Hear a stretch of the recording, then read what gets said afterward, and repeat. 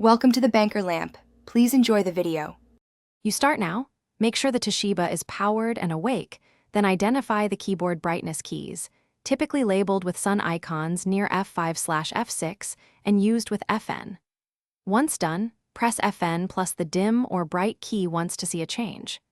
If the slider in Windows Settings System display is visible, move it slightly to observe the same effect. This confirms the system is accepting keyboard input. Do this before deeper troubleshooting, so you know which control responds. Press FN plus the brightness key in short taps. Small increments prevent overshooting comfortable brightness. Meanwhile, open Settings and adjust the display slider to fine-tune and confirm the value. These two controls sync on most Toshiba models.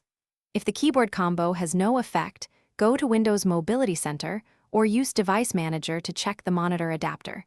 Sometimes drivers block key signals. Make sure to test both on AC and battery, since power profiles can change maximum brightness.